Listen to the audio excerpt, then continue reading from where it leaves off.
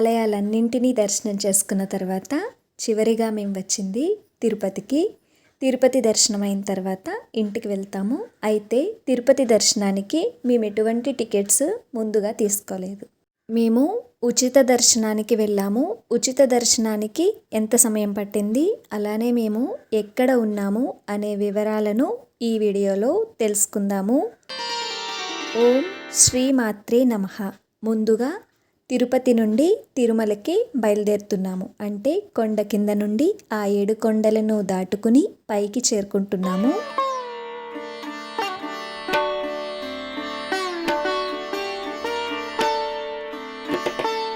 ఇలా చూస్తుంటే ఇక్కడ నుండి స్వామివారి నామాలు కనిపిస్తున్నాయి. మీరు కూడా దర్శనం చేసుకోండి. తర్వాత పైకి వెళ్ళిన తర్వాత మేము ఎక్కడున్నాము అంటే రూమ్ తీసుకోవటానికి మాకు అవకాశం లేదు. ఎందుకంటే అప్పటికే 6 గంటలయింది. సాయంత్రం 5 గంటలు దాటాక రూమ్ అనేది ఇవ్వరు. కాబట్టి మేము రూమ్ తీసుకోవటానికి మాకు అవకాశం లేదు. అందుకని చెప్పి లాకర్స్ తీసుకున్నాము. ఈ లాకర్స్ ఎక్కడ తీసుకున్నాము అంటే మాధవ నిలయంలో తీసుకున్నాము. ఈ మాధవ నిలయంలో మనం ఆధార్ కార్డ్ చూపిస్తే మనకి లాకర్స్ అనేవి ఇస్తారు. మాధవ నిలయంలోనే మనకి స్నానాలు చేయటానికి, భోజన వసతులు, తలనీలాలు ఇవ్వటానికి అన్ని సదుపాయాలు అక్కడే ఉంటాయి. మేము అక్కడే ఉన్నాము. అక్కడ ఉన్న తర్వాత ఫ్రెష్ అయిపోయి ఉచిత దర్శనానికి కాబట్టి ఇప్పుడు రాత్రి వెళ్ళిపోదాము. వెళ్ళిపోయిన తర్వాత మనకి పొద్దున్నకి ఎప్పుడుకో దర్శనం అయిపోతుంది. అయితే మధ్యలోనే అవుతుంది, అప్పుడు వచ్చేయచ్చు అనుకున్నాము. అలానే రాత్రి భోజనం చేసేసాక 10 గంటలకు వెళ్ళి లైన్లో నుంచున్నాము. ఉచిత దర్శనానికి వెళ్ళటానికి మనం ఎక్కడి నుండి వెళ్ళాలి అంటే వైకుంఠం కాంప్లెక్స్ 2 నుండి వెళ్ళాలి. అంటే అక్కడున్న రద్దీని బట్టి అక్కడ వాళ్ళు పంపిస్తూ ఉంటారనమాట. 10 గంటలకు వైకుంఠం 2 కాంప్లెక్స్కి వెళ్ళాము. అలా నడుచుకుంటూ మధ్య మధ్యలో ఆపుతూ ఒకచోట పెద్ద హాల్లో ఉంచేశారు. చాలాసేపు అక్కడే పడుకున్న తర్వాత మళ్ళీ లైన్ అనేది కదిలింది. టోకెన్ ఇచ్చే సమయం మనకి మధ్యలో టోకెన్ ఇస్తారు. ఈ టోకెన్ ఇచ్చిన తర్వాత మనకి ఇంకా దర్శనం అనేది ఇంకెంతో సమయం పట్టదు. టోకెన్ అనేది మాకు ఉదయం 5 గంటలకి ఇచ్చారు. ఒకవేళ మీరు ఈ టోకెన్ తీసుకుని వెళ్ళిపోవచ్చు. వెళ్ళిపోయి మళ్ళీ ఆ టోకెన్ అంటే మళ్ళీ టోకెన్ తీసుకుని బయటికి వెళ్ళి మీ రూమ్ దగ్గర రెడీ అయ్యి మళ్ళీ ఫ్రెష్ అయ్యి రావచ్చు.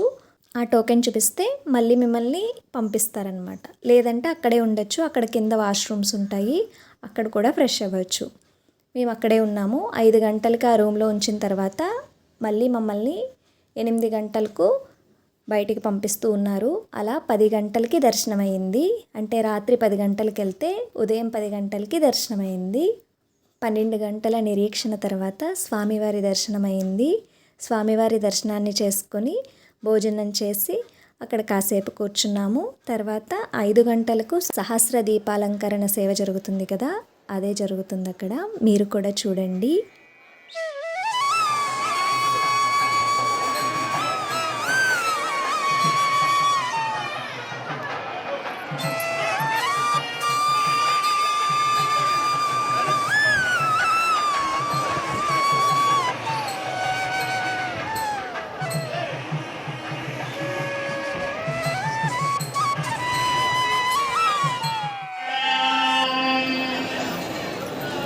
గోవిందా గోవిందా గోవిందా.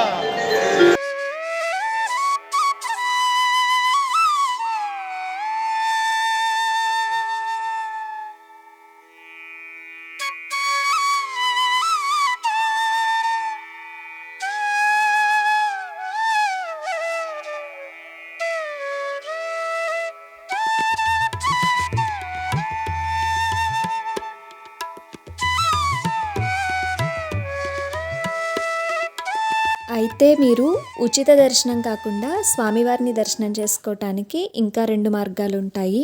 ఒకటి ఏమిటి అంటే SSD టోకెన్స్ అని కింద ఇస్తారు. శ్రీనివాసంలో ఇస్తారు, ఇంకా విష్ణు నివాసంలో, ఇంకా భూదేవి కాంప్లెక్స్లో, ఇలా 3 చోట్ల ఇస్తారు. ఆ టోకెన్ కనుక తీసుకున్నట్లయితే మీకు ఉచిత దర్శనం కంటే ఇంకొంచెం త్వరగా దర్శనం అనేది అవుతుంది. ఇదొకటి. ఈ టోకెన్స్ అనేవి ఉచితంగానే ఉంటాయి.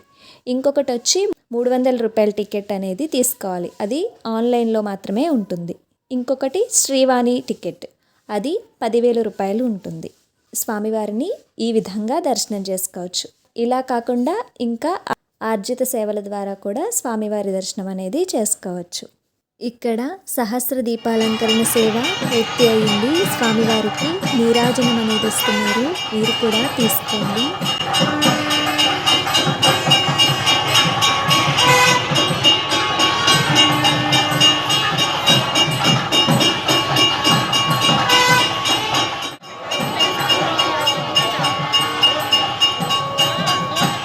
ఈ సేవ అయిపోయాక స్వామివారిని ఈ 4 మాడ వీధుల్లో ఊరేగిస్తారు. ఆ ఊరేగింపు అయిన తర్వాత మళ్ళీ లోపలికి తీసుకుని వెళ్తారు.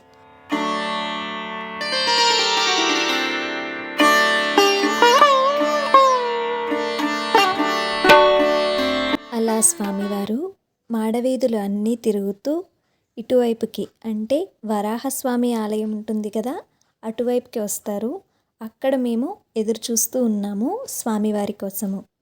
అదిగో దూరంగా కనిపిస్తుంది కదా వెలుగు, ఆ వెలుగే స్వామివారు. ముందు ఏనుగులు నడుస్తూ వస్తుంటే స్వామివారు వెనకాల వస్తున్నారు.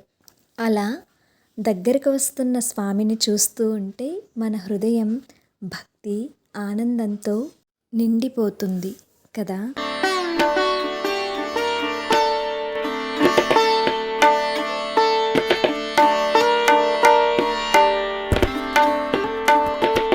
అలా తిరుపతిలో దర్శనం కూడా పూర్తి చేసుకున్నాము.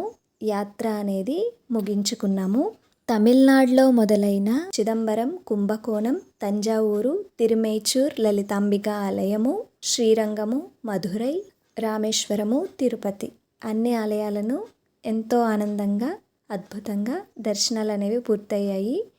మీకు ఎవరికైనా ఉపయోగపడవచ్చు. మీరు వెళ్ళాలి అనుకుంటే అక్కడ రూమ్స్ వివరాలు, ట్రావెల్ వివరాలు అన్నీ కూడా నేను వివరంగా చెప్పాను. అవసరమైన వాళ్ళు చూడండి. ఇవి తిరుపతిలో కొన్న చెక్క బొమ్మలు, జడగంటలు కూడా ఉన్నాయి, అందంగా ఉన్నాయి. తర్వాత మొన్నటిలా అవ్వకూడదని చెప్పి ఈసారి ఇంకొంచెం త్వరగా బయలుదేరుతున్నాము. ఎందుకు అంటే నేను మొన్న కొండ నుండి దిగడానికి గంట సమయం పడుతుంది అనుకోలేదు. దానికోసం లేటుగా బయలుదేరాము. ట్రైన్ కూడా మిస్ అయిపోయే వాళ్ళమే. కానీ ఈసారి అలా జరగకుండా త్వరగా బయలుదేరాము. రైల్వే స్టేషన్కి కూడా వచ్చేసాము. ఇప్పటి వరకు చేసిన వీడియోస్ అనేవి మీలో కొంతమందికైనా ఉపయోగపడవచ్చు. తర్వాత వీడియోలో కలుద్దాము. అంతవరకు శ్రీమాత్రే నమః.